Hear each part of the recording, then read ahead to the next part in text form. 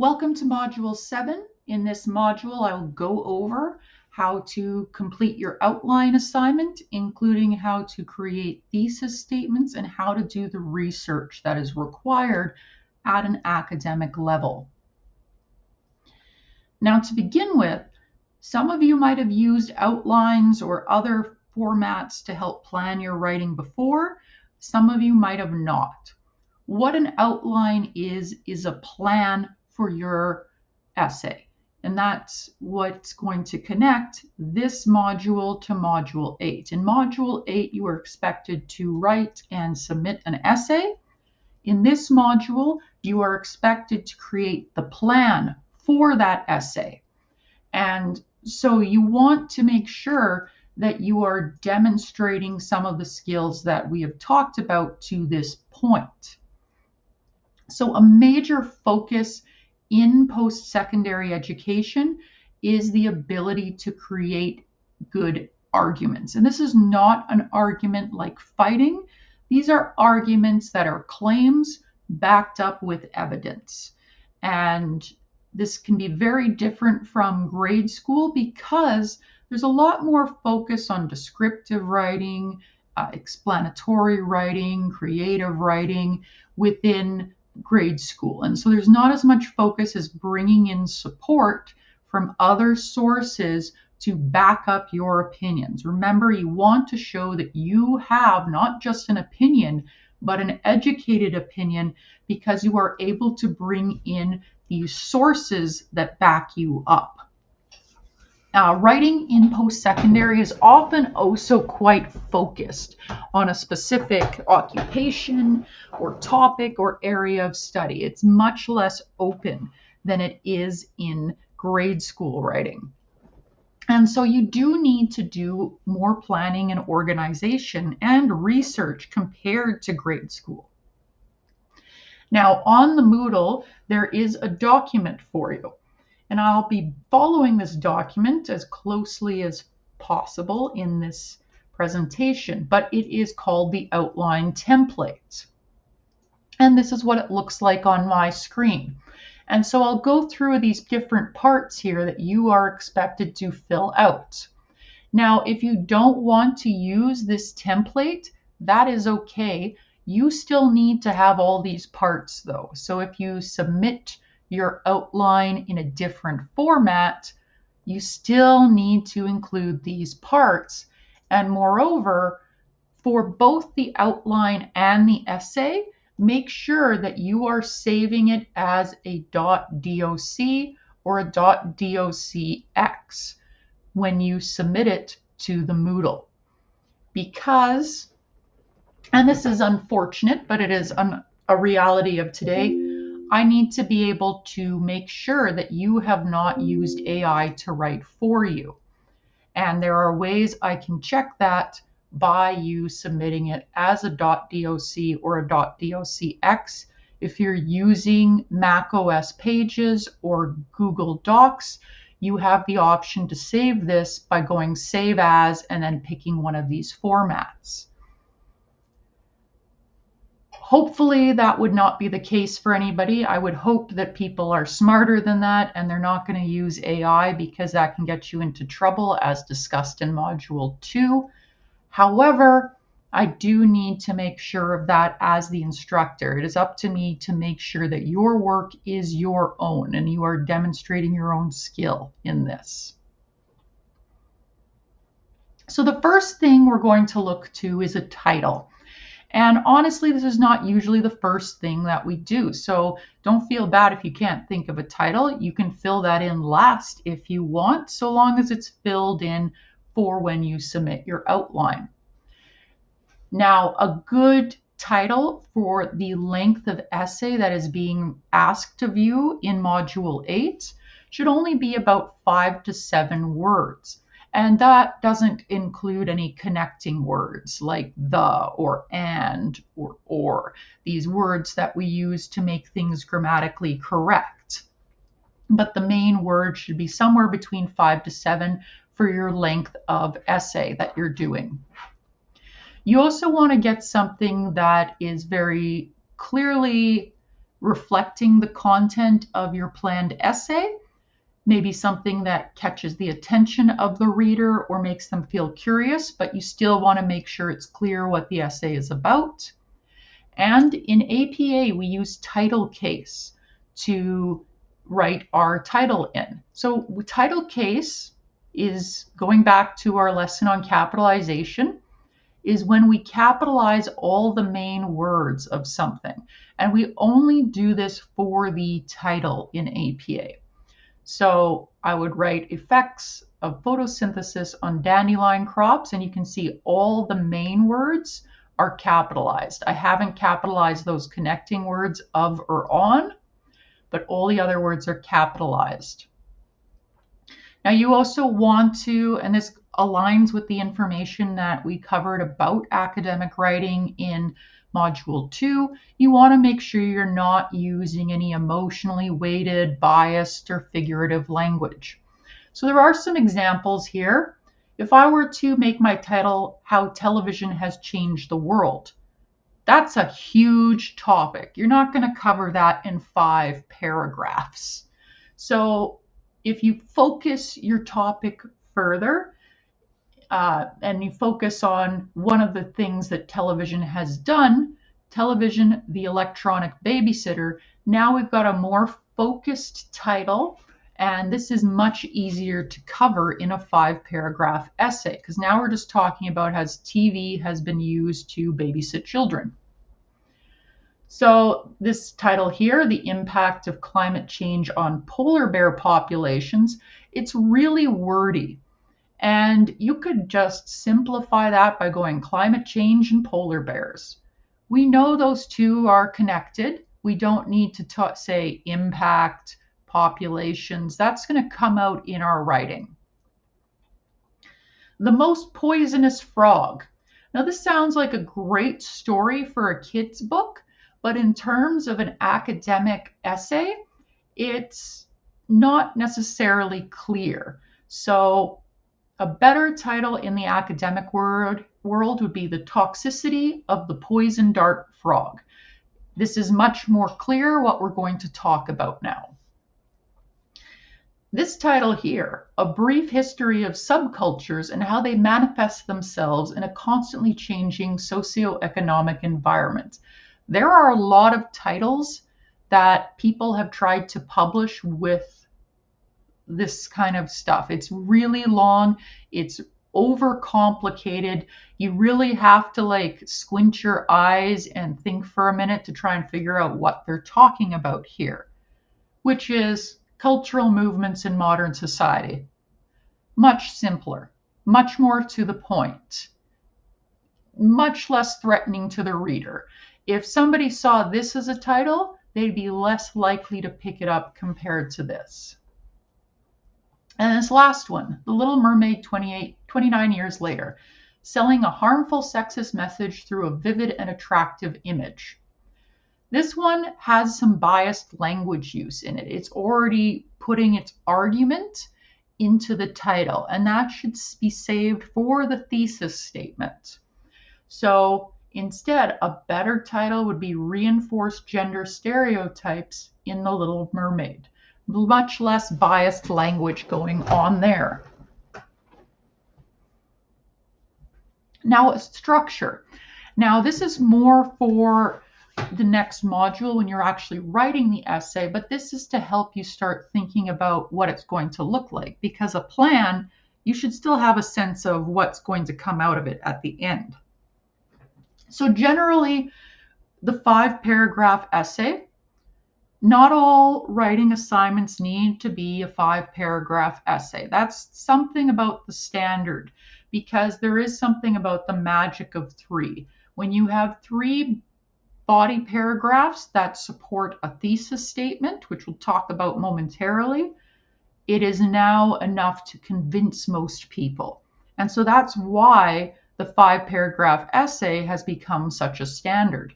However, I have seen really good essays that might only have 2 body paragraphs, or ones that might have 10 body paragraphs. It really depends on the topic and what you're doing. But for the purpose of this course, you are expected to be able to write a good 5-paragraph essay that demonstrates that you can synthesize information, research, use the mechanics of English writing, and use APA citation and referencing and formatting. And so the structure of the essay will begin with an introductory paragraph. And it's in this shape because we move from very general topics to a very narrow point. And this is the thesis statement right here. Again, we'll get to that in just a moment. And your concluding paragraph is the opposite. We begin with a rewording of the thesis statement and then move out into the more general. And your body paragraphs, if you were to envision this as if it was a burger, these would be what's in the burger. This is the meat. This is what really makes your argument worthwhile. So, you wouldn't have a hamburger without a burger inside, because then you just got two sad buns pressed together, maybe with a little bit of mustard on them. That's a very sad sandwich. It's not filling at all. What makes it filling are these pieces of meat here, your body paragraphs, which is where your research is going to be used. So in the introduction, you need to think about what you're going to do to hook your reader. What are you going to get them interested? So on the Moodle as well, under this area is an exemplar of outline. And so here I've already got things filled in. So when you are submitting your outline, it should look similar to what I have in the exemplar. You'll notice it's not that long. It's just over 2 pages because, again, this is a plan. This is not all the details you need in the essay. That comes next. So my hook, I'm not giving anything specific in my hook. I'm just going to say, I'm going to talk about my own personal final exam stress I've had. So I might talk about an example of when I was stressed during an exam. And so that's an example of an anecdote. It's a short, little brief story from my own life that relates to the topic. You could also, and these are very effective ways to begin an essay, use some sort of statistic, and you're going to want to cite and reference this. And thankfully, we have Statistics Canada, which is a huge source of information in Canada for all sorts of, I think they're interesting statistics that could tie into your essay, or something that makes a connection to the reader, or you're addressing some common myth or misunderstanding people have. It's to get whoever is reading this invested in what's about to come.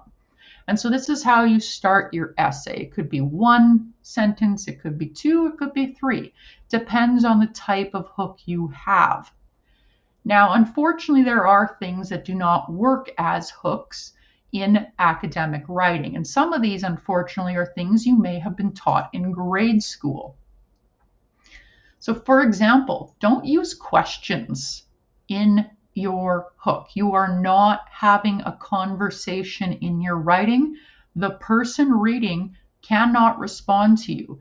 Even if it's a rhetorical question, one that you do not expect an answer to, it's still just not seen as good writing, because rhetorical questions by their nature are meant to be heard by others and internalized a certain way. Also, please do not use definitions. Definitions do not get people interested in reading what you have there. And quite frankly, if I needed a definition of something, I can go on dictionary.com. I can pull it up through AI. I don't need to read an essay to get a definition of something. Do not start with a definition. Don't self-reference in an essay at all. And so don't start with saying, in this essay I will. Also, don't do this anywhere in the essay because it's unnecessary. This is wording you don't need. You're supposed to be a third person as much as possible in an essay. This might be look a little bit different if you're relating an anecdote in your introduction, but as much as possible, it should be third person. And these words don't add any information. These are words for the sake of words. Avoid your cliches. Just like anywhere else in your writing, you don't want to use any of the cliches or other types of language that don't mean what it says or are overused. And so, common things I see in essays, in hooks, are things that start with "in this day and age." It goes without saying. From the dawn of time, throughout history, the fact of the matter, at the end of the day, and so many more I could not fit on this page. But these are things that you should not be using.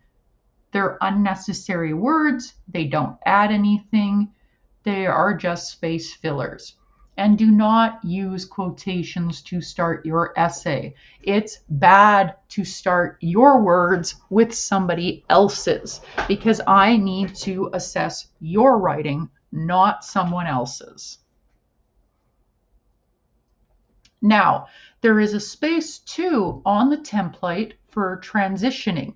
And can just be, again, just a plan for what you intend to do when you move from the hook to the thesis statement. So in the exemplar, I have relate my personal exam stress in writing exams to larger issues with colleges when it comes to final exams. So I'm going to connect my story to maybe other statistics or other information that is existent in research. And so this is going to look different depending on your topic and your hook. So you might talk about what kind of issues or concerns or benefits there are for a specific situation or event. Why is this topic important maybe? How is it relevant and important for the reader? Maybe some background on it or a little bit of research to help you move between the two. And for reference, this is an example of an introductory paragraph at the college level. So what I call the hook, they're calling a general statement. Media, particularly television, has a significant role in the everyday lives of children. That's their hook. It might not be super engaging, but it gets the point across. What is this essay about? What are we going to go through here? Now this one here, I want to make sure that I make note of this because here they put their thesis statement in the middle, and I bring this example in because that's not typical. The thesis statement should be at the end of the introduction. So just in case you come across a guide like this, which sticks the thesis statement in the middle, you are not going to do that for your essay. The thesis statement goes at the end.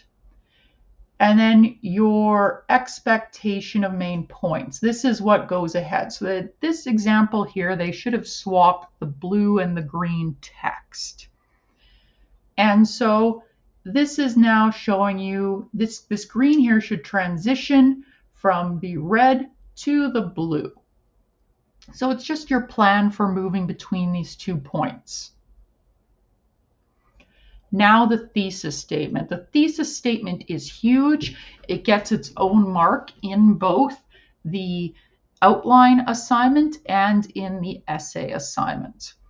Thesis statements at the level you're writing for should only be 1 sentence. It might be 2, but most of the time a thesis statement for a 5-paragraph essay is 1 sentence, and it's going to happen at the end of your introductory paragraph. Your thesis statement is a big deal. It helps you connect all the parts of the essay together. It lets the reader know what's going to happen in the essay. It gives you a position or a claim or an argument. You're going to focus on supporting that claim through the essay body paragraphs using the evidence you find from research. It connects with the way the paper is organized, and it should always be completely in your own words. There should be no paraphrasing or no quoting here. Now, I'd like to point out some other things about how the thesis works. So, in the exemplar, there is the thesis statement, final exams should be abolished. So, this is my claim. This first part here is the claim I'm making. What do I want done, or what should be done? Final exams should be abolished because they cause undue stress, increase cheating, and do not increase student success. Now, here I've got a list of 3 things as to why final exams should be abolished. So the first thing, causing undue stress. If we look at the main idea of our first body paragraph, final exams contribute to stress and mental blocks. That comes directly from the thesis, causing undue stress. My second thing in my list for my thesis statement says they increase cheating. And if I go to the second body paragraph, rates of cheating are higher in final examinations. So it links again specifically to that list in the thesis statement. And then third, do not increase student success. And when we look at body paragraph 3, main topic, elimination of final examinations increases student success in classes. So that connects right back to that point. So your list of 3 that you have here should connect to the main topic of each of your body paragraphs. And because of this, no matter where we are in the essay, we should be able to see that the thesis statement is being explored or presented or connected in some way. So that thesis statement unifies the paper. And a good thesis statement, it takes a stand, it suggests there's some sort of conclusion, it gives a reason for talking about why you're talking about this topic. It gives you the main idea of the paper, and it's specific. So it's not vague, it's not open, because a lot of vague and open topics are very difficult to write about because there's so much on them. So for example, if I wanted to do a paper and I make my thesis statement, bullying is a big problem, that is much too open. I'm not going to need 5 paragraphs for that. I'm going to need 5 textbooks for that.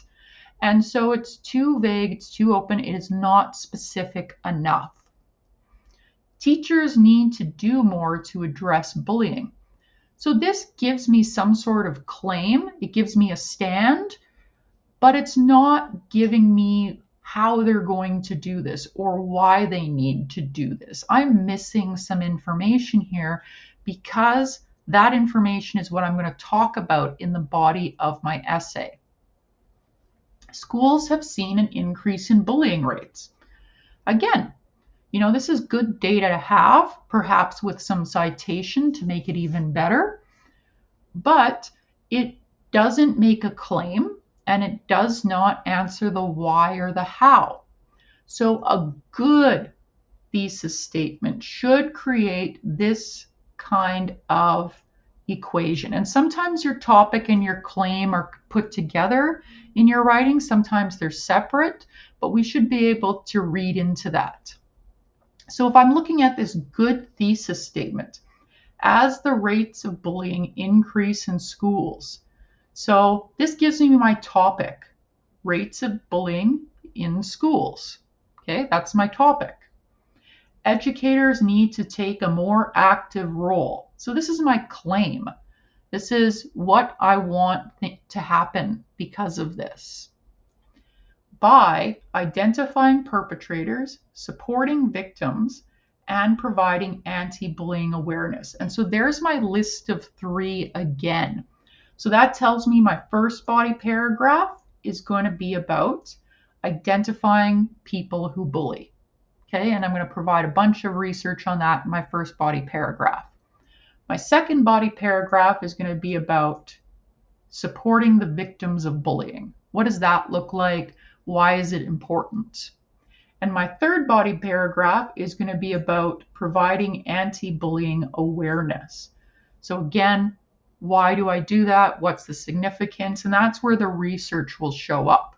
So you see, a thesis statement can be very mathematical in as much as we need to make sure these pieces are in there. We should see the connection between our list here and each of the body paragraphs. So I have here a few different types of good thesis statements, and they represent different types of essays or arguments.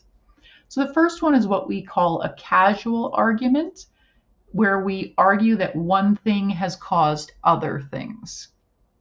So intergenerational trauma is the result of three main factors. So this would be one where you see your topic and your claim merged together. We're going to talk about intergenerational trauma. That's our topic. And our claim is that it's been caused by three things: efforts to erase Indigenous cultures and language, the legacies of residential schools, and continued systemic racism. So I've got my list of three there. So my first body paragraph, I'm going to talk about the efforts to erase Indigenous culture and languages. In my second body paragraph, I'm going to talk about the legacies of residential schools.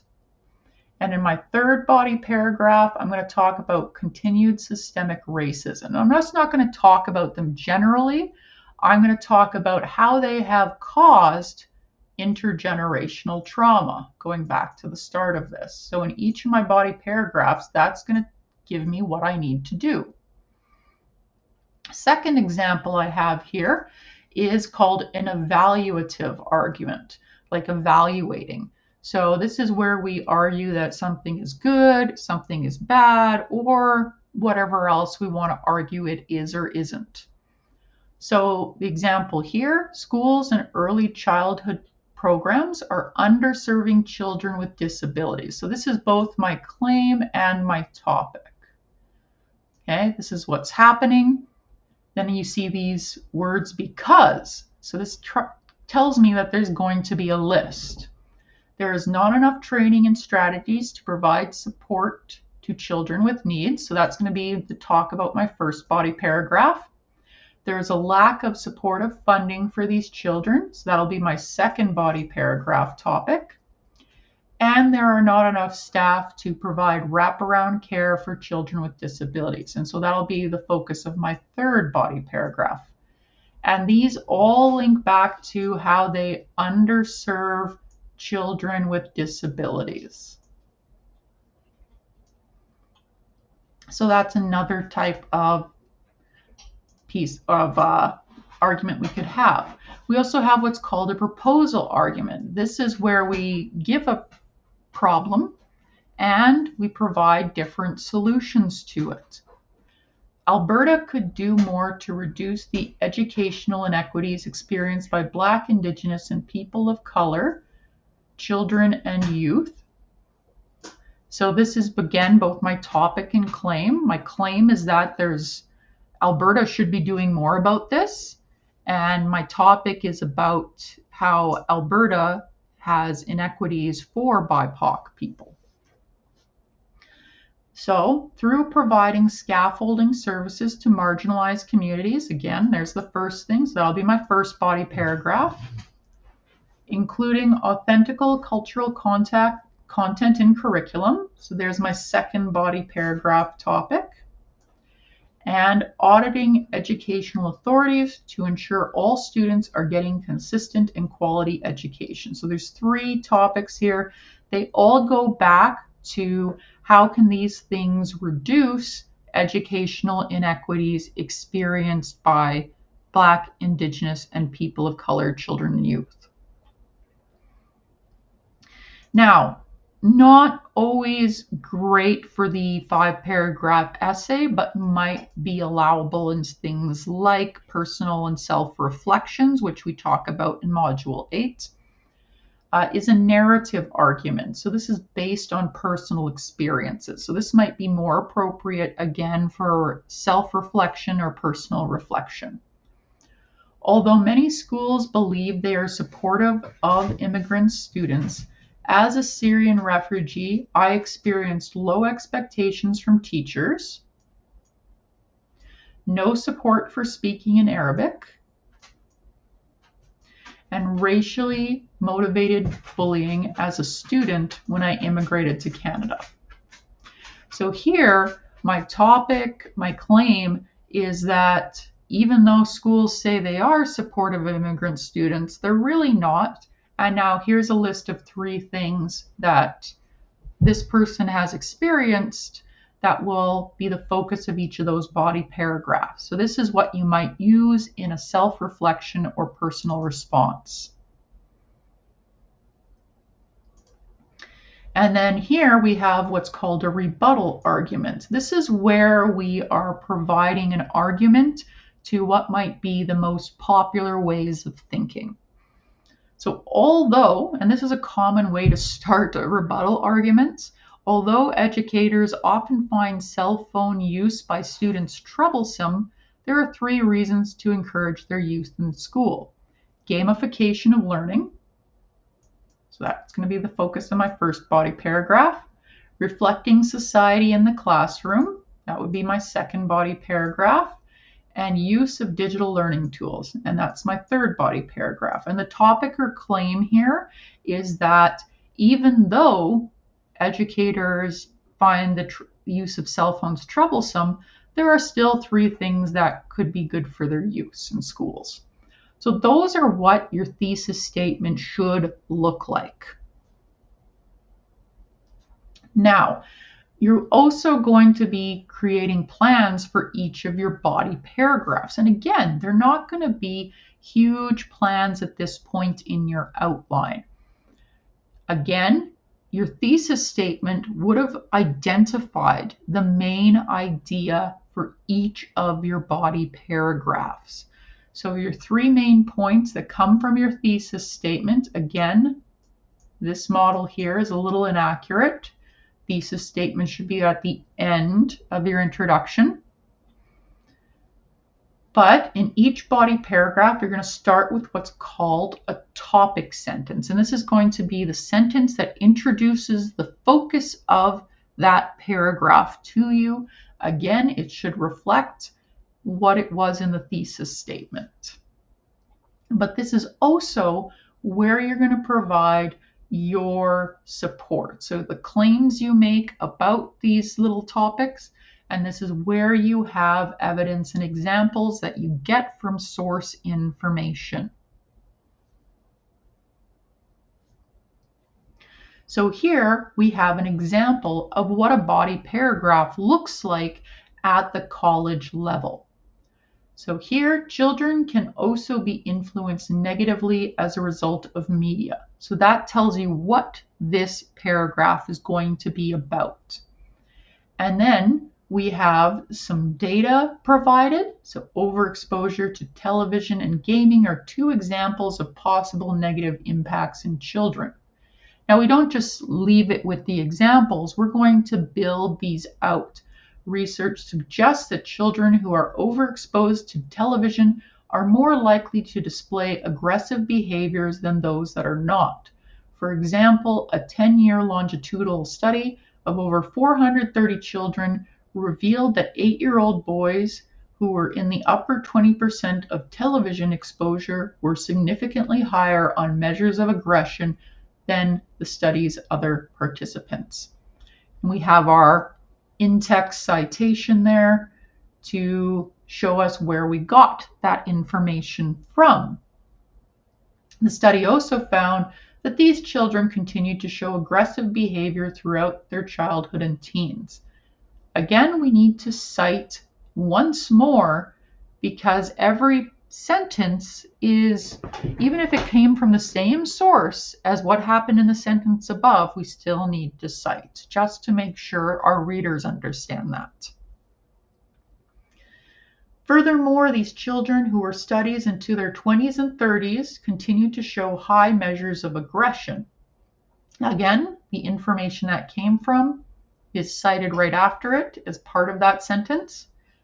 This suggests that overexposure to television can have long-term and negative impacts on the behavior of children. And so here we've got 3 subpoints, and I won't read through them all because you guys are in college. I'm presuming you know how to read, I would hope.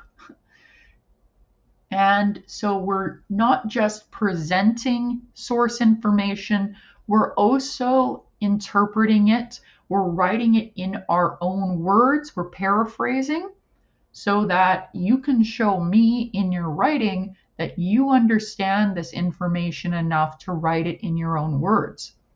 You'll also see when you're writing the essay, you're going to have to be able to use transitions effectively, those words and phrases that help you move from one idea to another. Furthermore,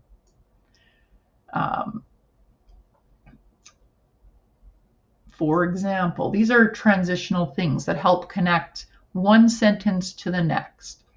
You need this research-based support, again, to show that you just don't have an opinion on something, but you have an educated opinion. You need to be able to back up the claims you are making in your essay with the source evidence, and that's done through APA citation that links back to a reference at the end of your paper. So in the outline, and you're not writing all the stuff that was in those body paragraphs on the last slide, but you're going to talk about, so if the main idea for body paragraph 1 is that final examinations contribute to stress and mental blocks, based on my research, I'm going to get 3 subpoints that back that up. Stress interferes with students demonstrating their knowledge. Exams make up a high percentage of final marks in courses. 10% or more of students experience mental blocks during examinations. Now here I've identified one source that would give me all of these subpoint data. You might need more. So if you have to get another source to back up your points, you might have more than one in that. And this is going to be the same for each of the body paragraphs. You're going to have your topic, and then you're going to have 3 subpoints based on researched data that back up the main idea. And again, you might need to have more than one source in order to back it up. Now, for the outline, things do not need to be in perfect APA format. If you do try to write things in APA format, I will make recommendations in your feedback so that you can use those on the essay. I do recommend students try to use APA format for the outline because it provides you practice without worrying about marks before the essay where you will be marked on your APA use exactly.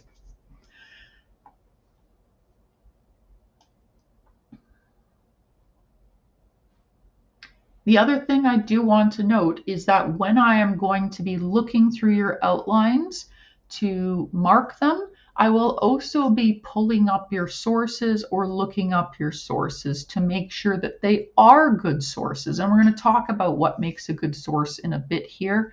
But in short, I don't want to see any blogs. I don't want to see any advertising websites. These are things you should not be using. Those don't support any information because those sites exist to make money through advertising or through getting misinformation out.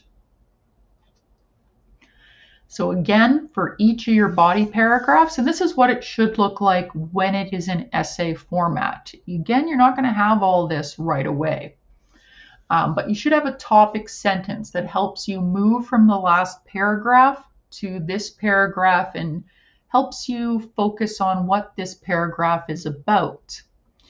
You should have at least 6 sentences in a paragraph. At least. Generally speaking, I see about 10 to 12 sentences being the average for body paragraphs in assignments that meet the requirements for this course. And then at the end of each paragraph, you should have some sort of concluding sentence that summarizes what the focus of that paragraph was about and helps you move into the next paragraph. Now, an important thing to note about body paragraphs, you've got your 3 body paragraphs. I shouldn't be able to pick up one body paragraph and put it somewhere else in the essay, and it still reads the same. There should be some expectation that you're building on your ideas from paragraph to paragraph. So if you're writing something and it's based on the steps something occur in, you're going to go chronologically. What comes first, then next, then after that.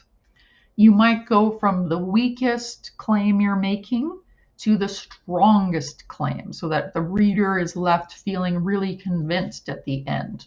Some students will also include a counter argument as their first body paragraph. If it's something where there's a common misconception or a common belief that is untrue about something, the first body paragraph might be spent identifying the evidence that this is a misconception, this is not truth, and that way you can introduce your other 2 body paragraphs to support the counterclaim you are making.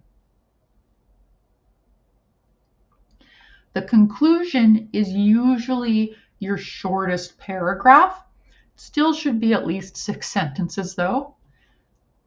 You're going to restate the thesis, but you're going to not write it the same way you did in the introduction. You're going to reword it to help you do the next part, which is identifying what things you have shown to support that thesis. It's sort of a summary. And then at the last 1 to 2 sentences, I call this a call to action. Some teachers call it a what now question, but in the end, there should be something that comes out of this. Are you expected to do something as the reader? Should you be lobbying governments? Who should be doing what? A call to action is what the reader should see happen because this information has been shared. Now, an important thing to note in your final paragraph when you are writing the essay in Module 8 is that you should not be introducing any new information here. The conclusion is not where you provide new evidence or new research that you haven't talked about before. It's about tying everything up in a nice bow. We're not going to add anything new. This is where we summarize and conclude. Now, in the outline, again, you don't need to write out your references perfectly in APA format. I should be able to get enough information, though, to be able to look it up so I can determine if it is a good source or not. And I do that because I want to make sure you are accessing sources that provide real and relevant information, not biased, not done for the sake of getting clicks on websites. It should be good. And if you write it in APA format, if I notice anything, I'll give you feedback on that, but it doesn't impact your mark. So it's a good, safe place for you to practice doing your APA references. So I did mine in the exemplar as would be expected in a completed essay format. But if you are off on these or get something wrong, it's not going to impact your outline mark. And it's better to get it wrong here where I can give you feedback than to get it wrong when you actually submit your essay. Now, there are some online tools you can use to help you make references. You can also get this help from the librarians. You can get this help by emailing me and saying something like, Ms. Ripkins, I am trying to make the reference for this source. Can you check my work? Because I don't want you to just send me an email saying, hey, do my reference for me, because then you're not learning anything. But if you want to make sure you get those full marks on references when it comes to the essay, do things to check it out to make sure it is accurate. Now, I mentioned these before, transitional words and phrases, and this is again something that's going to be more useful to you in Module 8 when you're building out your essay. But these words and phrases, we call them transitions, and they help us move from idea to idea. They help us connect ideas, connect paragraphs, and they really help the flow of writing in English. We usually see a comma after their use. These are usually things that begin a sentence, and then we'd have a comma, but they are super important. I have unfortunately read a lot of essays where people have not used transitional words and phrases, and it sounds like a robot who's confused, if that makes any sense to you. You need to make sure your readers are connecting the ideas you want them to connect. And so you have to guide them in that, and part of doing that are using things like transitional words and phrases. There are a lot of these available. If you go through Google image search and look up transition words, you'll get lots of lists. There is some in the Horkoff book as well for this unit or this module. And there is no finite list. There's no limit on the lists you can make for these. These are the most common ones I have up here, and they give different reasons for their use. If I want to use these in conclusion, these are some things that give us those conclusion pieces. If I am writing an essay about the steps I need to take to do something bit by bit, I might use time and order. I imagine many of you will use illustrating because you're going to provide your examples and your evidence. And so that would be illustrating, as well as adding ideas, and so on and so forth. It helps the brain's guidance systems. So, looking at research now. So before you can even start to research, we need to look at the prompt. And so a prompt is often a question asked that is there to help you focus your writing. So this year's prompt for the essay is, how can culture influence the writing and communication of an individual? This is not your topic. This is not necessarily what you're going to focus your writing on. This is the prompt. This is to get you thinking about what to write. And so on the Moodle under this module, I've identified some of the common things that I've seen in students writing around this topic or around this prompt. If you tried to write an essay about how culture can influence writing and communication, you're not going to be able to do it in 5 paragraphs, at least not very well. So you want to narrow it down. Now, culture, and the big things here is connecting culture and communication. Writing is a form of communication, so it's kind of like a redundant word in the prompt.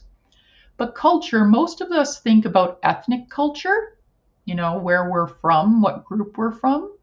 So there might be differences in ethnic cultures. So a common essay I have seen from students who have immigrated from different places is they compare cultural communication norms from their culture to what they experience in Canada. That's a common topic now that they've pulled from the essay prompt.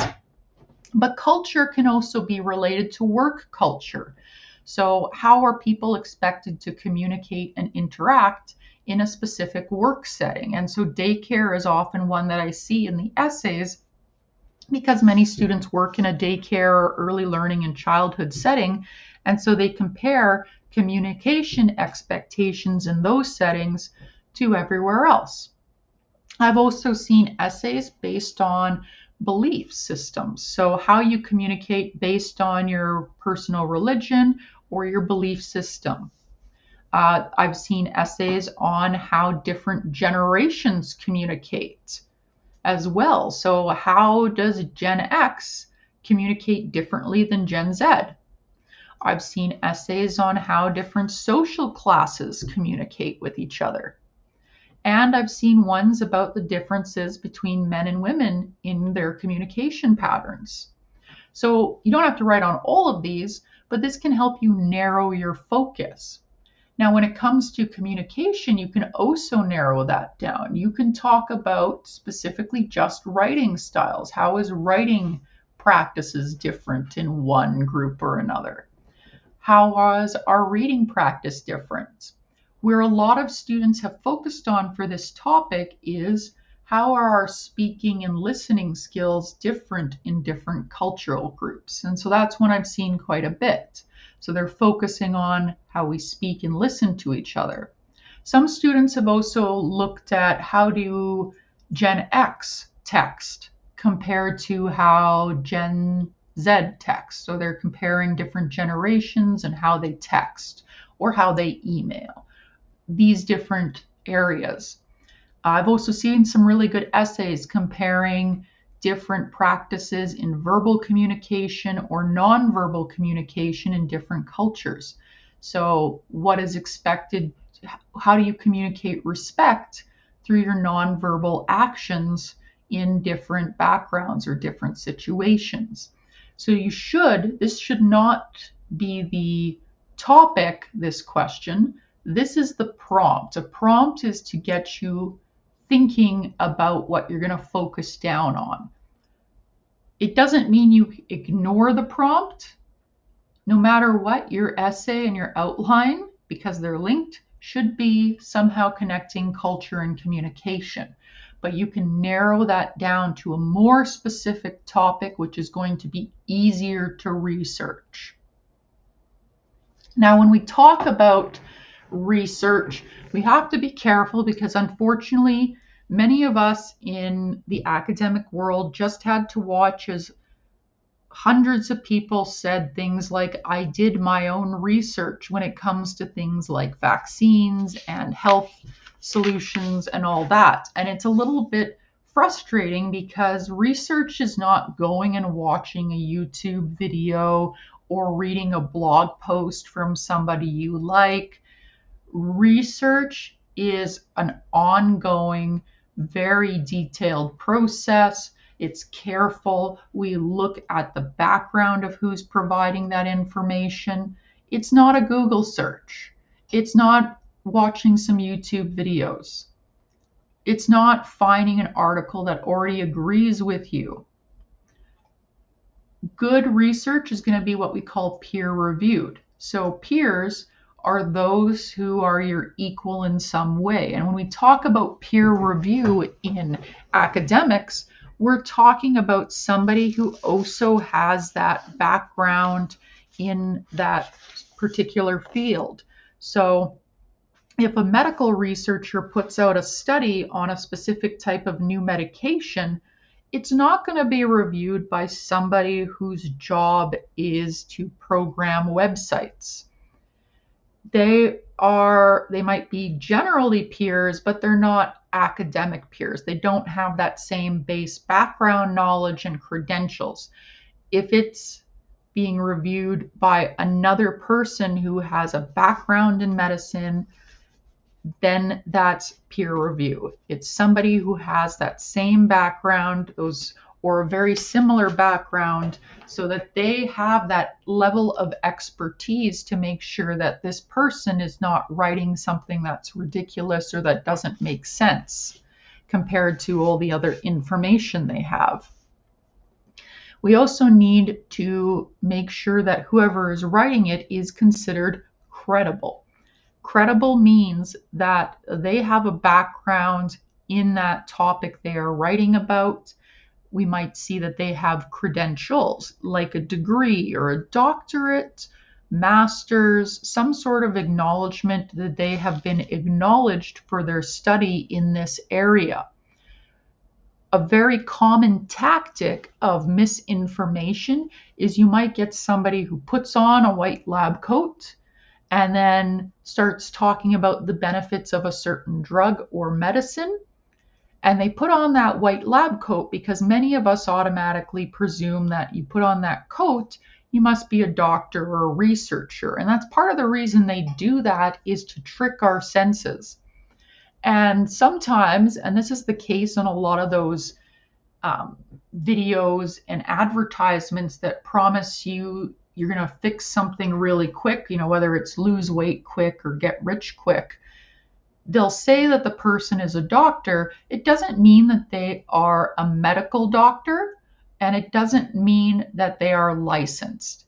Some doctors, unfortunately, have lost their licenses for misconduct. So, they've done some unethical things in their practicing of medicine, so they are no longer eligible to practice medicine. They've lost their license. They still have the title of doctor from their educational studies, but they just can't practice as a doctor. And so, unfortunately, we do see people who've lost their medical license. In order to make money, they'll agree to say most anything in an advertisement. So you also want to make sure that the person who is writing this has not just done this because they're trying to make money off of something. It should also be confirmed by other credible sources. And the way this is often done in research is through repeating the research of the first person they're looking at. Being able to look at repeated studies and getting the same or similar results is really important. Unfortunately, sometimes the media will get a hold of a new research study that has just come out. It's the first time it's ever been done. And based on this research study, we find out that tomatoes cause cancer. But it hasn't been replicated yet. It hasn't been repeated to make sure that those results are accurate. And so before the scientific community accepts something as truth or fact, it needs to be repeated by other researchers following the same process as the first researcher. And when that happens, we actually see that a lot of these sensational news stories have been done too early, or they haven't recognized something in their own process. So a famous example of this is there was a study done in Norway that talked about how people who ate more fish tended to live longer lives. But when they repeated this study in other parts of the world, they didn't find those same results, at least not consistently. And when they went back into the original research, they're like, okay, well, there's a certain type of fish that people in Norway are more likely to eat because it's around this country. And so this is what's creating those benefits. It wasn't transferable to every other place in the world. And so sometimes we have to be careful about what we hear on the news, because just because it's come out in research doesn't mean it's been confirmed by research. We also want to watch out for bias. Sometimes reports are put out there that have been paid for or funded by individuals or corporations that have a stake in something. And unfortunately, we see this a lot in Alberta, where we have a number of reports on things relating to the environment and resource use, which have been funded by the same companies that want to be able to extract resources or make money off those things. And so that can influence the results, because if you're getting paid by somebody to do this and you know they benefit if you have a certain result, that's more likely to occur. We also can't use information that comes from sites like Wikipedia, because people can go in there and change and alter it very quickly. Now, sometimes your instructors will additionally identify that you can only get sources from specific places. So in the outline and for the essay, you need to have a minimum of one source that comes from a scholarly journal article. So that is your minimum. Ideally, I would see more. However, there are a lot of good textbooks and government resources as well that you could use for the prompt.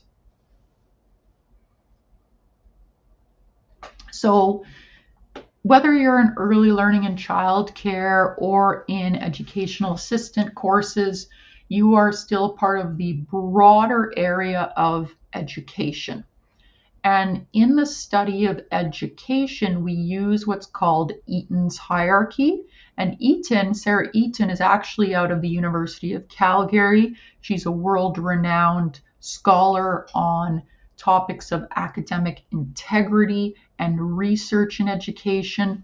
And she developed this hierarchy where it directs us on what kind of sources we should be using and which ones we should not. So the ones that we should be using, what here shows as over 80%, are those peer-reviewed scholarly or scientific journal articles, conference proceedings, which could be a video, so a TED Talk could be considered a conference proceeding. You might also get transcripts or other things where scholars, people who are very well versed in their area of study, will be presenting their findings at a conference. Your textbooks are often, not always, but often considered credible. There is sometimes in some of those older education textbooks, and sometimes they're not even that old, they have some information about learning styles, which is not supported by research, or multiple intelligences, which is not supported by research. But again, there have been reviewers, there have been editors, so generally they're okay to use, as well as government reports. Sometimes there are some government reports that are biased, unfortunately, but we do see a lot of good documentation that way. There's also global organizations whose whole function is to research how different countries are doing different things and then compare them. And so a big one that I use is the OECD, and it's the Organization for Economic Collaboration and Development. And they provide lots of research on lots of different topics where they compare different practices or government systems or educational beliefs in different areas. And so those are all really good sources. Eaton has also identified that there are some other ways that are accurate. So if you have words from elders or maybe knowledge keepers on a specific topic that they are well versed in, as somebody who's First Nations myself, just because a knowledge keeper has an opinion on something doesn't mean that they also have a background in that, though. So they're sort of like scholars. They tend to focus in on a specific field where they have more expertise and experience and knowledge. But you wouldn't get somebody who has knowledge keeping skills in ceremony to review a report on a pharmaceutical medication. There's different skill sets. Certain videos too fit this. So when I think about most TED Talks, they fit this because they generally don't let anybody speak unless they have that background and expertise and that they can support their sources or what they're talking about. Now, other things that you might use a little bit of, but you might generally want to avoid, is an edited professional journal. Now, how is this different from the other journals? It might not be peer reviewed. And so sometimes there are some scholars who can't get their stuff published in scholarly or scientific journals, sometimes for reasonable reasons. Like I think of there's one guy who made his own journal because nobody would publish some of the crazy stuff he was saying. But occasionally there are ones where it's just some people get together and they're going to create their own journal, but it doesn't have the whole big process that exists. You might also have some conferences where you're not quite sure about the author's credentials.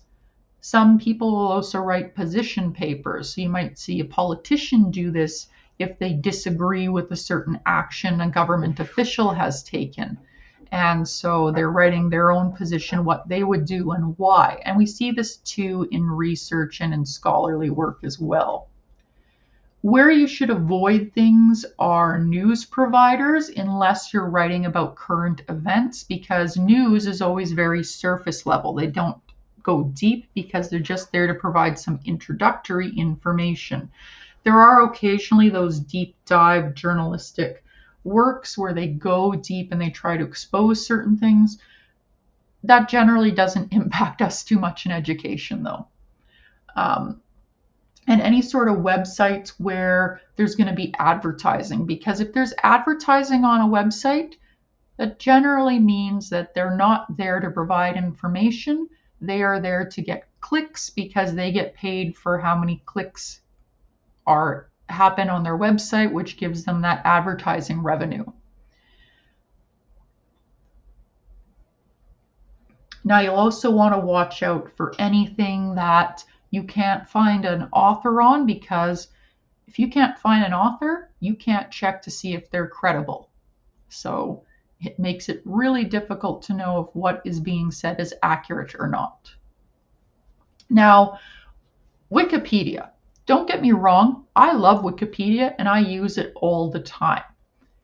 I use it to start finding information, though, because while it's a great starting point to get familiar with the topic and get some details, it can't be used as a source because it's written by anonymous internet users who work as they can. And so anybody who has internet access can write and make changes to the content on a site. So back when Wikipedia first came out a million years ago, I had to do a paper on the French Revolution. And so I was trying to get some basic details, and I went to the Wikipedia site for Louis XVI, and it said he died of a massive fart. Now, thankfully, my teacher had educated me, so I knew that this was incorrect. And in fact, when I loaded up the page later that day, it had been changed back to the correct form of death. But if somebody did not know that that was the case, they might take that information as truth and then pass it along. So we don't use Wikipedia as a source because there is that risk of somebody changing the information. However, if you are on Wikipedia, there are a lot of sources that are often listed at the bottom of an article. So if I go on to Wikipedia, and I'll just pull it into the screen here.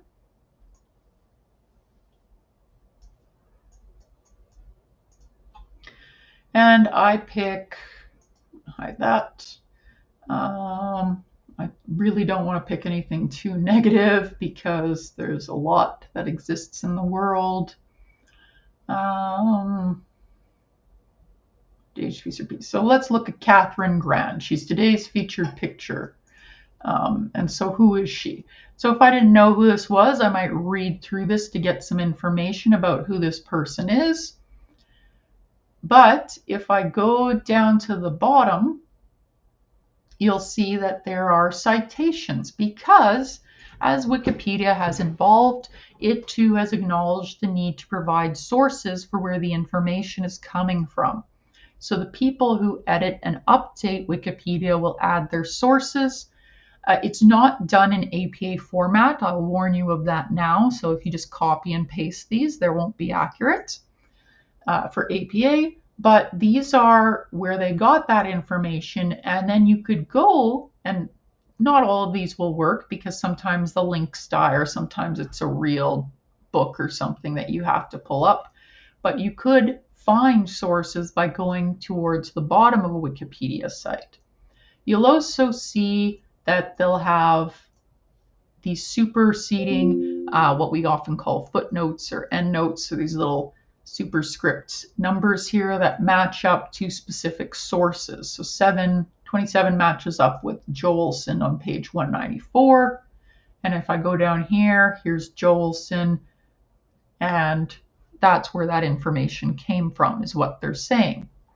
So you can find source material from Wikipedia that you might be able to use. You're still going to have to read through it and check, but you can't use Wikipedia itself as a source. Now, when you're reviewing sources and figuring out if a source is good or not, you do want to be able to identify the author, because you want to make sure that they are qualified to speak about that subject. It's not that they just have an opinion on a subject and are just sharing it with the world. They should have some sort of credential or background within that field. And you should be able to find information on them online. Do they present at a university or teach on this topic at a university? Have they written books on this topic? Do they undertake research on this? You might also want to check out things like what has motivated them to do this, to publish this information. Because sometimes, unfortunately, it's because certain interest groups will fund them to say things.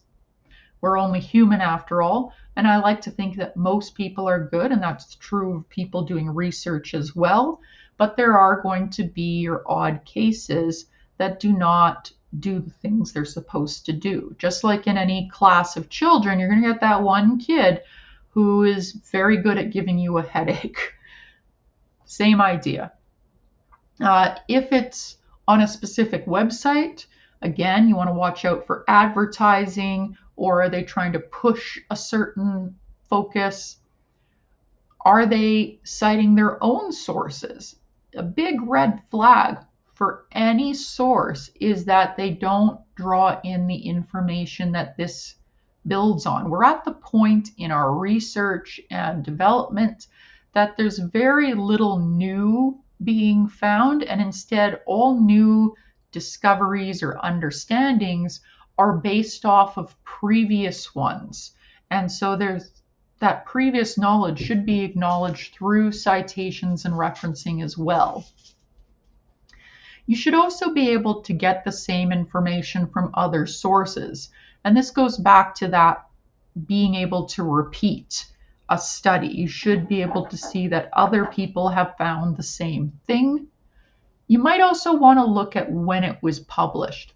If I'm trying to figure out something medical, for example, I'm going to trust something much more if it was published within the last 10 years compared to if it was published 50 years ago, because medical technology has advanced so much.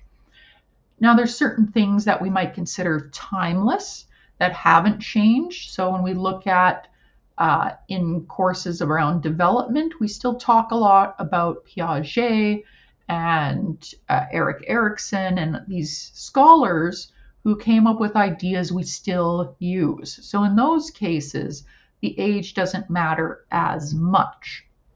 And then when you're looking at a source, this is something that has been put out there, it's been published, so it should look really professional. We should see no issues with the writing quality, with the language use, because if it's been peer reviewed, it's been edited, it's been checked over, those sorts of mistakes should not be there. And so it's a big red flag again if you see mistakes in the writing.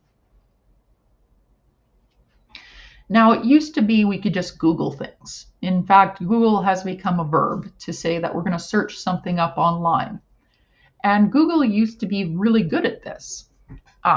But as the leadership in Google has changed, it's become much more focused on profiting through the advertisements on the searches, as well as other things that could bias your results. So for example, your phones, your computers, they are paying attention to what you say and what you search up, and they are trying to figure out using AI processes, and this has been the case since for a few years now, well before AI, everybody started talking about it last year, um, because they're trying to sell you things that they think you need. So you're going to start seeing advertisements about things that might appeal to you or might reflect your needs. And Google is now the same way. And so you're going to get results that line up with what you need or what you've searched up before, which could lead to bias. AI can still be inaccurate as well because it's based on those language patterns. It's trying to figure out what word is most likely to come up next. And over the past few years, we've seen Google with its changes in leadership. Now it's censoring a lot more results that the people who fund Google with do not like or agree with.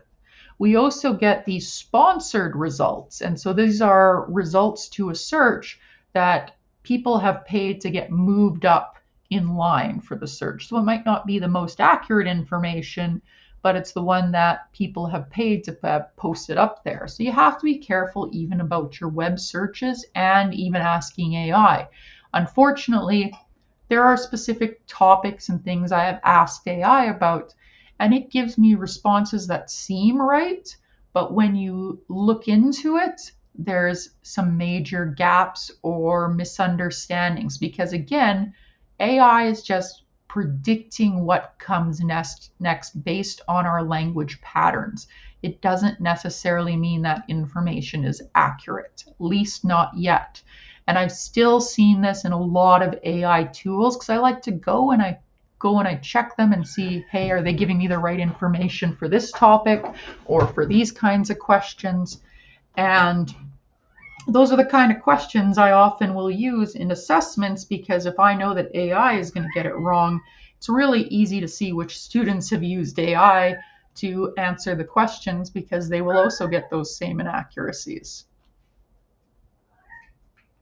So I'm going to demonstrate now how to access and use the Portage College Library. So I'm just going to pull this up here. Here we're in the Moodle. And I'm just going to go straight to my Moodle dashboard. So you can hit dashboard, you can hit Moodle up at the top there. If you scroll down, first of all, it's not here. I know they're doing some work, so as I'm doing this. So I'm going to click on Home instead. Sometimes if things aren't working, just click a different place. So to access the library the easiest way, go to your home then, and then in these purple icons, you see two things. You see Library Home and Library Guides. So if I go to Library Home, this takes me directly to the library search catalog. And so this is where we're going to be looking to search, but I want to talk about these three things first as well. So there are research guides here. So if I click on this link, the librarians at Portage College have created a number of guides for student use. So there's guides on how to use APA here, as well as what a research process should look like. So if you need some more information, that's a good source there. They've also created a number of research guides for different areas in the college, including early learning and childcare and educational assistance. So if you click on that one, you will get some different sources they've found, some tools they use. And they have, if you keep scrolling down, you'll find some different resources that you can access. These are all ebooks, so no matter where you are, you can read them on your devices. And these you can access all free through the library. So lots of good sources available. And it provides all that same information on plagiarism, APA. There's even topics within the guide. They have this tool here to make sure that you're able to use things. So that's the first bit there. I have a few things open now. The second thing here is requesting library help. So this is one of the support services that are offered at the college. And if you click on this, this will go to the library help if you need research and citation assistance. So you can place a request here if you need research or citation assistance, and they can meet you virtually or in person at one of the campus libraries. So if you're not sure how to find research on your topic that you have decided on, again, it's not on the prompt, it's on the topic you decide based on the prompt.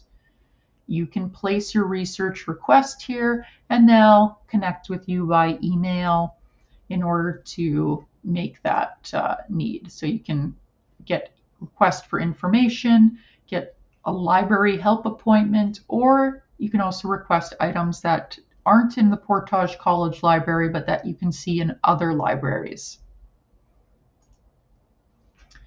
There's also the database list here, A to Z database list. So these are databases that have a whole bunch of different scholarly journals and articles. And not all of these databases are going to be useful for you. So in educational assistance and early learning and childcare, we probably don't need the cumulative index to nursing and allied health literature. Maybe it's of interest to you personally, but generally it's not something you would use for your courses here. And so you want to find ones that are specific to education or children. So you could search up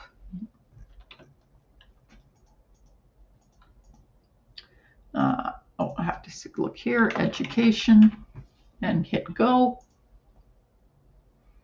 And now it's going to list things that have to do with education. Did it work? It said it did. Although I suppose when you're doing things in post-secondary, education is a pretty broad term. So maybe I'll look up childcare. Oh, it shows at the bottom, 0 databases found for childcare. Let me go to education again. 4 databases found for education. So the first one that shows up is Eric, also the name of my childhood best friend. Education Resources Information Center. So this has a lot of different journals that are related to education from kindergarten to death. Or not from kindergarten, from infancy to death, really, because they'll also look at how infants learn. There's also some different other pieces here too. Eric's a big one for education. You can also look at, so right now we only have articles. I'm going to clear this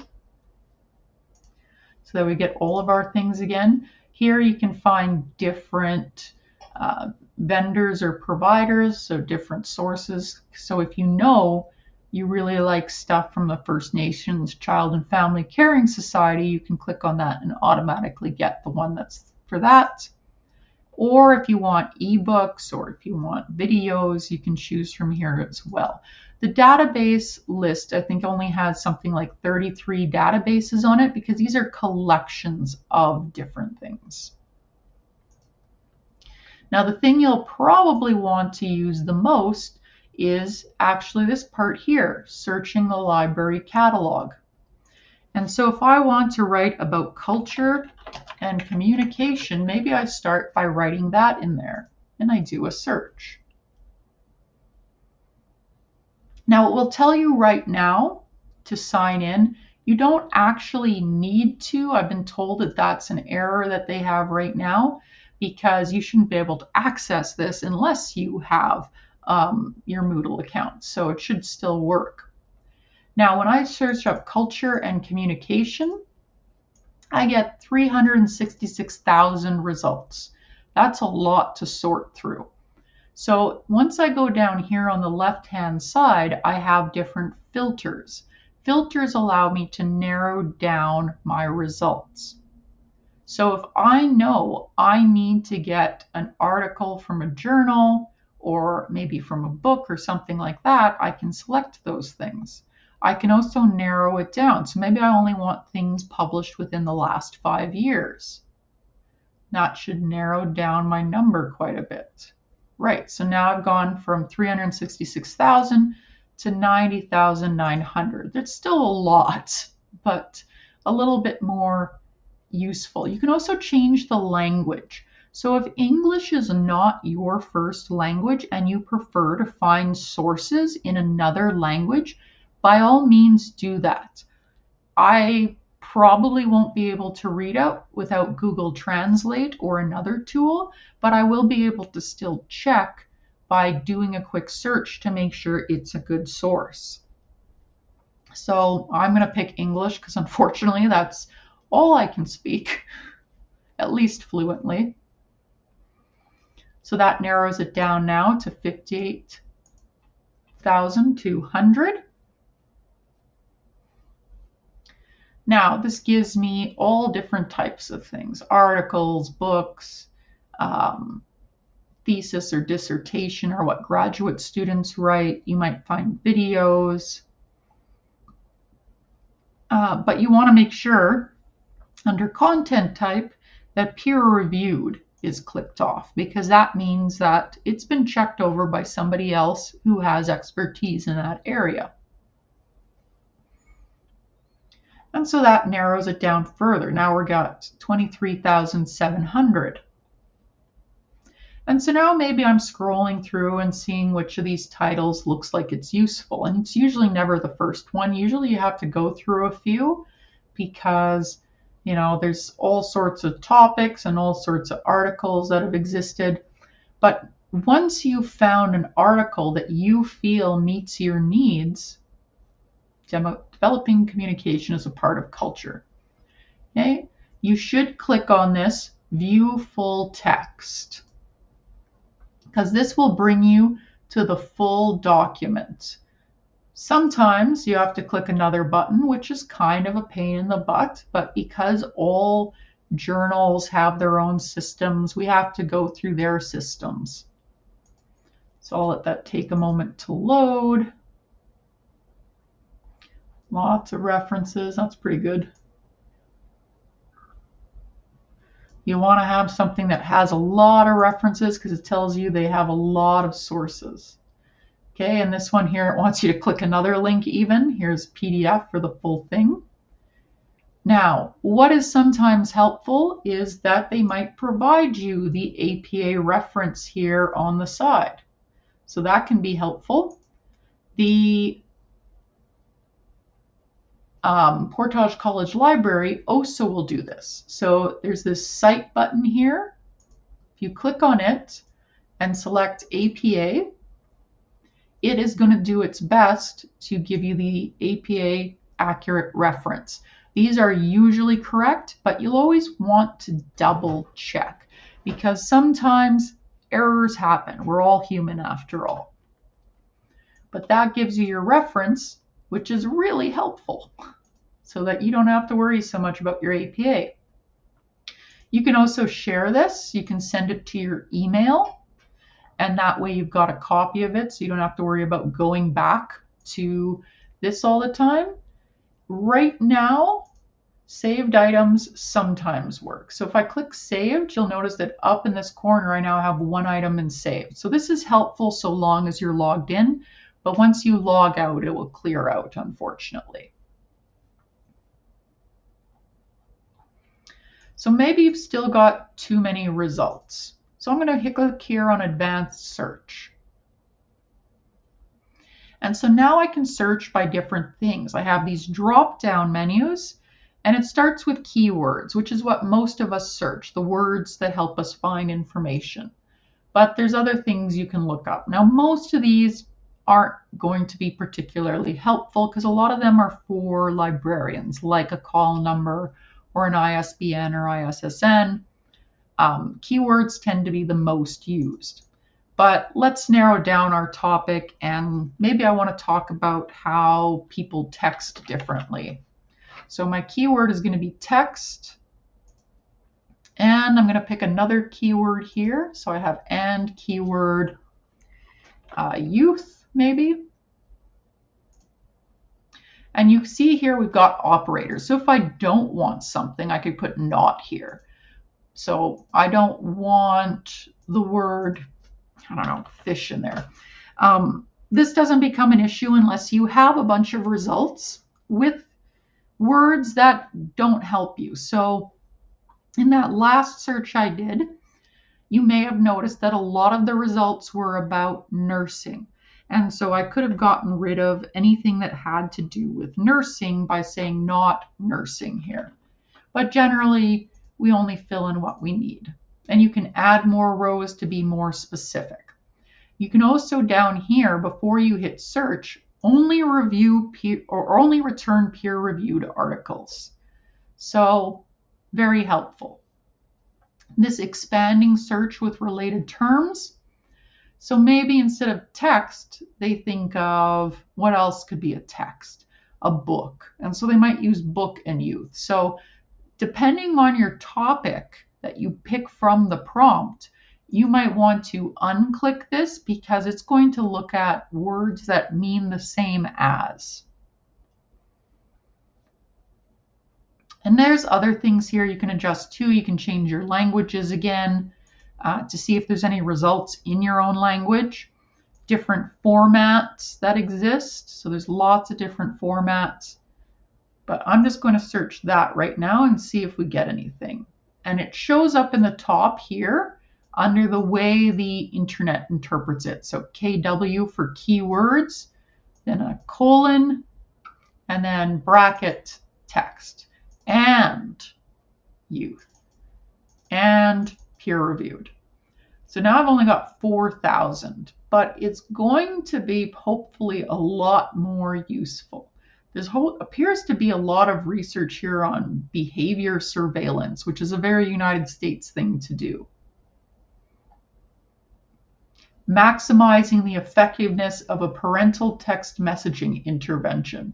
That's really interesting to me. I haven't seen this research article before, so it might be something I look at, but it sounds to me like how to use texting as a parent to encourage at-home reading, school attendance, and other educational behaviors. So that's interesting. That might be helpful with looking at how different generations talk through text.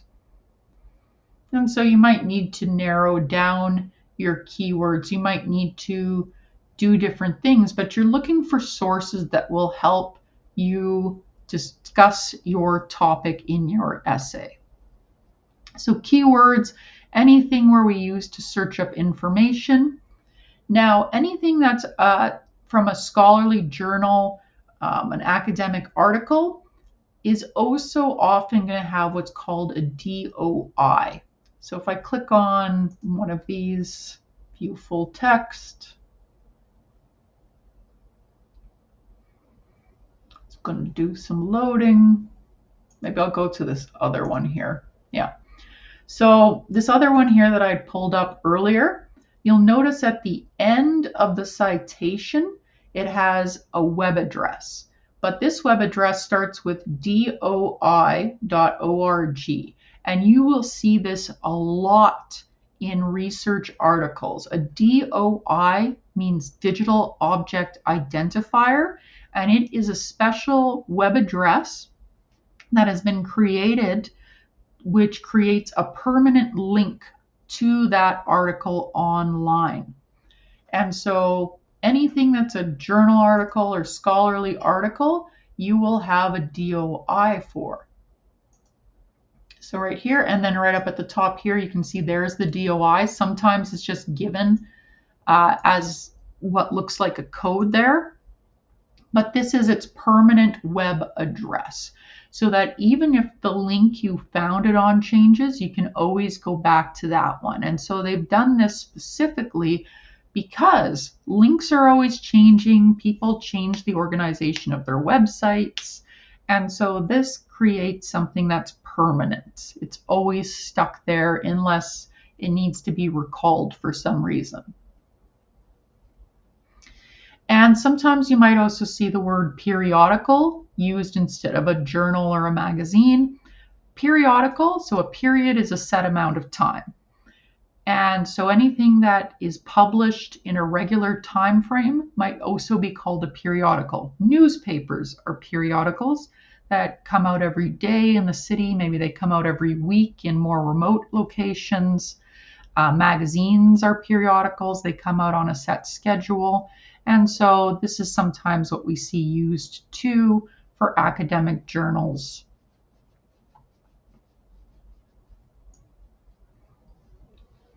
So that is using the Portage College Library, which is a phenomenal source for your research, but also for the librarians themselves, who are quite happy to help you find research on a topic if you are struggling. So if you are having struggles with narrowing down the topic from the prompt or finding sources that speak about your topic, I do encourage you to set up some virtual time with the librarians, because you're going to be using the library for other classes as well. So it's better to be familiar with it now than later. Now, there's also a video that's part of this module for how to use Google Scholar to find sources. A lot of what we can find can be found through the Portage College Library, but sometimes maybe because we're on our phones and so it's just easier, we can use Google Scholar as well, which is just another search engine from Google, but it's focused on finding articles and publications about different topics. So there's a video on how to use that as well if you prefer to use that. So again, make sure you're going through it. Google Scholar also it creates citations, but these citations are often created by artificial intelligence. And again, I do notice that there are often inaccuracies in the procedurally generated APA sources. So if you're not sure, you can always email me and say, is this right for this source? And I can go over it and check too. Or you can use your own APA skills to review it and make sure it's correct. It is nice because it provides you a bit of a start. One of the other things I do like that exists in Google Scholar is it will tell you how many times that specific source has been cited by other sources. So at the bottom below, there's this cited by. The bigger the number, the more that other people are using this as a base of information or as a source of information. That doesn't mean that ones with fewer numbers are bad. They might be newer, so there's less people able to link to them. Or they might be focused on a very specific narrow topic that might not be spoken about a lot in other things. But this does let you know if something is being used by others more to talk about their own work. So for this module, make sure you've completed the notes. There are 2 chapters to review and complete notes on from Horkoff. There's that video on how to use Google Scholar. And there's also an exploration of the Portage College Library web. And at the end of this module, you should be submitting your outline, complete with the sources you've identified through research and filling in all those points. Do make sure you're using the template, or at least following the template in what you create, and do compare it to what is in the exemplar to make sure that it looks fairly similar in structure.